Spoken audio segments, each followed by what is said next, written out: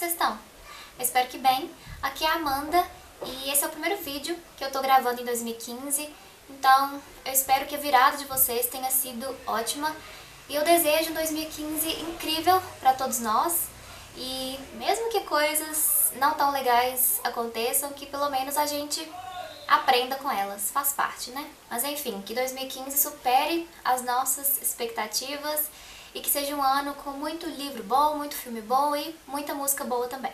Como vocês já viram no título, nesse vídeo eu vou falar sobre os melhores livros que eu li em 2014. Eu não consegui fazer um top 10, muito menos um top 5, então eu simplesmente olhei para a minha lista de livros lidos e separei para conversar um pouquinho com vocês a respeito dos livros que mais me marcaram, os livros que mais mexeram comigo.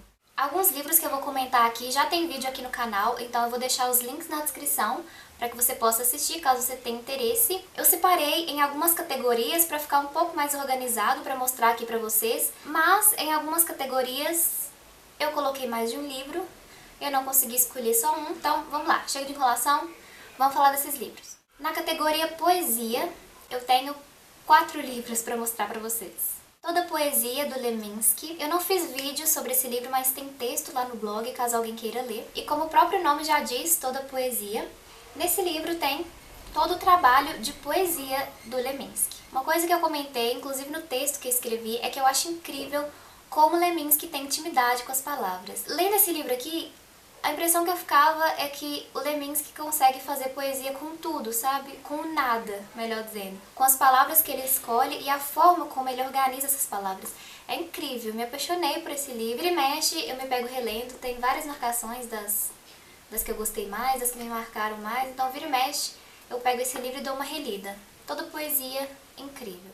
Nesse ano eu li 2 livros de poesia do Bukowski. Amor é tudo que nós dissemos que não era. E Essa loucura roubada que não desejo a ninguém, a não ser a mim mesmo.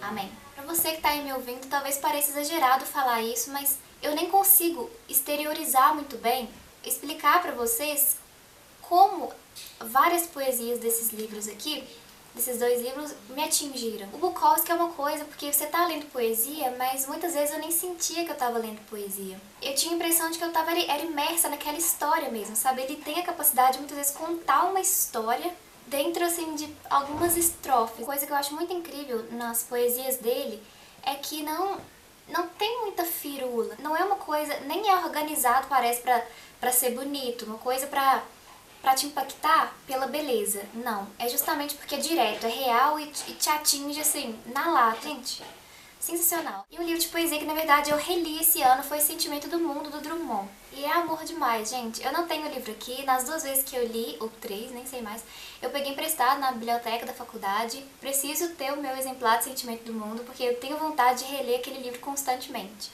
Drummond é amor.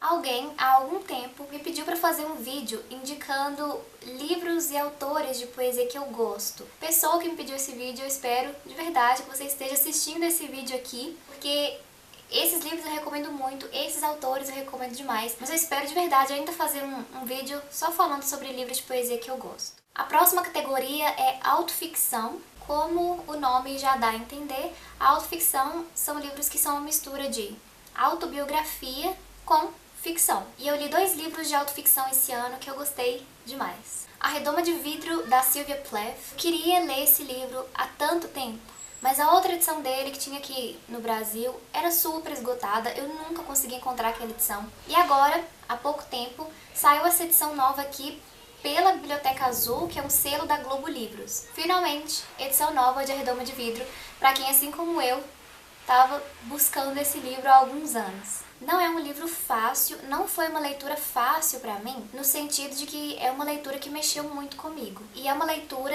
doída.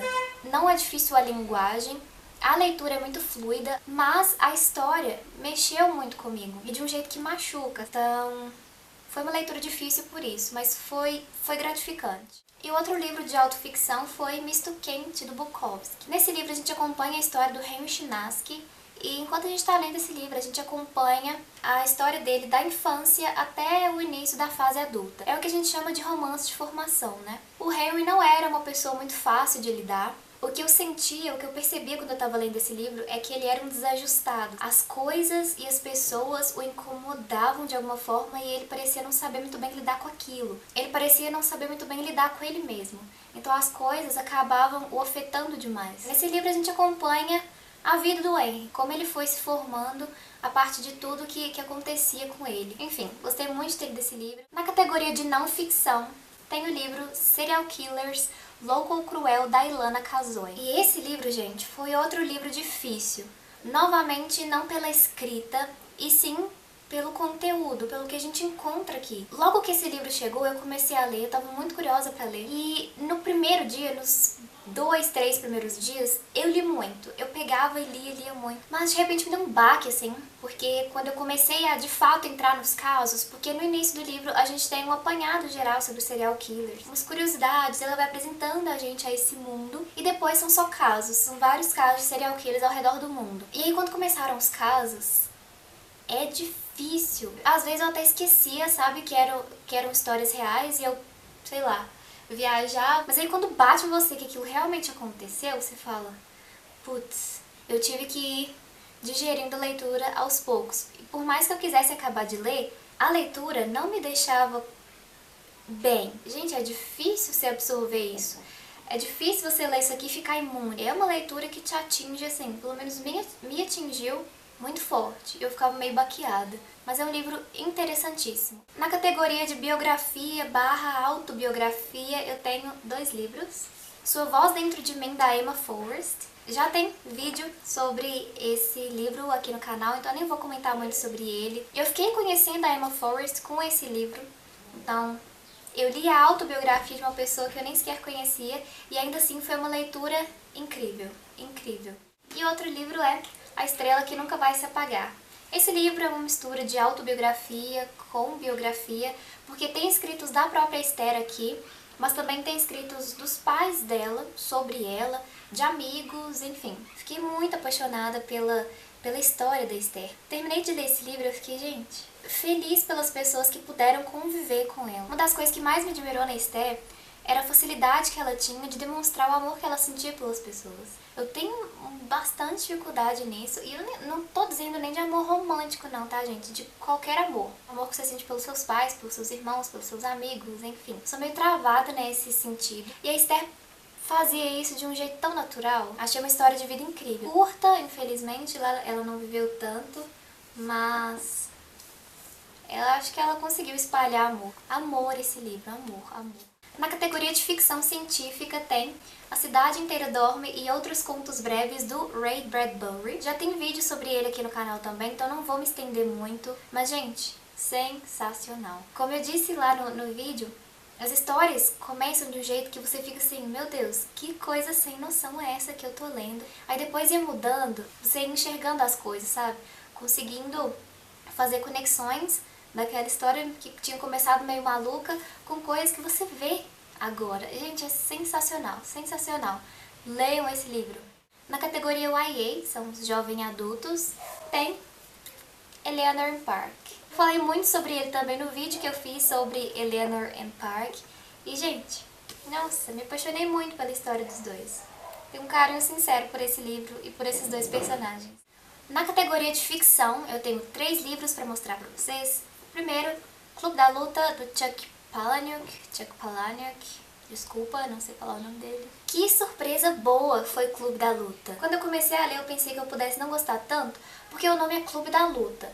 E seria isso, Clube da Luta, lutas. Eu imaginei que fosse isso, o principal da história que eu fosse encontrar. Mas não, a luta em si, a meu ver, é algo meio que secundário na história. Porque o foco é muito maior nos personagens e em seus conflitos internos. Porque o que a gente vê aqui são muitos caras com dificuldade de lidar com seus problemas, sabe? Com dificuldade de olhar pra dentro deles mesmos e lidar com coisas que estão acontecendo com eles. Gostei muito, muito, muito. O Clube da Luta foi uma surpresa muito boa.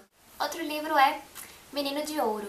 Sensacional. Ainda preciso organizar meus pensamentos a respeito dessa história, porque é tanta coisa, é tanta coisinha, sabe? É tanto detalhe que a gente pode pensar a partir deles, que é apresentado pra gente aqui com a história do Max, que, nossa, é meio difícil falar sobre ele rapidamente. O que de mais marcante fica, talvez, é como O ser humano, em geral, às vezes fica fechado e limitado a um tipo de pensamento e nem percebe. É preciso que aconteça algo extremo para que ele perceba que ele tá assim com uma viseira, sabe? Que ele não tá vendo as coisas de uma maneira muito real, muito verdadeira. Gente, é sensacional. Eu acho que assim, o aprendizado que vem, as reflexões que quem estiver lendo vai ter enquanto lê esse livro, valem a pena demais. E um outro livro que fica meio no limbo, assim, da ficção com a não ficção, é A Invenção das Asas, da Sue Monk Kidd. Esse livro é um livro de ficção, mas a autora se baseou em fatos que realmente aconteceram e em personagens que realmente existiram. Como já tem um vídeo sobre ele aqui, também não vou me estender muito sobre, mas recomendo. E a última categoria é clássicos. E eu tenho 2 livros para mostrar para vocês. O Mágico de Oz, do L. Frank Baum. Gente, que surpresa agradável que foi reler esse livro aqui. Já tem um vídeo sobre ele aqui no canal também. E como eu disse lá, O Mágico de Oz era uma das minhas histórias favoritas na infância. E eu reli depois de, sei lá, 10 anos. E que gostoso que foi. Ainda me senti muito satisfeita lendo esse livro. Adorei ler O Mágico de Oz. É uma história especial pra mim. Nostalgia isso aqui, ó. Lindo. E por fim, O Grande Gatsby, do Fitzgerald. O Grande Gatsby foi outra surpresa boa pra mim. E foi uma surpresa boa porque no início da leitura eu não tava gostando tanto. Eu tava me sentindo assim meio... Nossa, é isso que eu vou ler? Eu tava achando uma coisa meio rasa. Mas depois a história vai encorpando. E a gente deixa de ter contato só com essa superficialidade dos personagens. E a gente passa a ter mais contato com a vida deles, com um pouco do passado deles, o que os levou até ali. Não é tão profundo, eu não sei, eu gostaria de ter um pouco mais de detalhes da vida dos personagens, sabe, da formação deles. Não é em tantos detalhes assim, mas a partir de um ponto do livro a gente conhece um pouco mais os personagens. A reta final do livro foi muito empolgante e satisfatória pra mim. Então, o que tava faltando no início foi chegando no meio pro final e eu já tava assim, terminei a leitura satisfeita. Bom, gente, esses foram os melhores livros que eu li em 2014.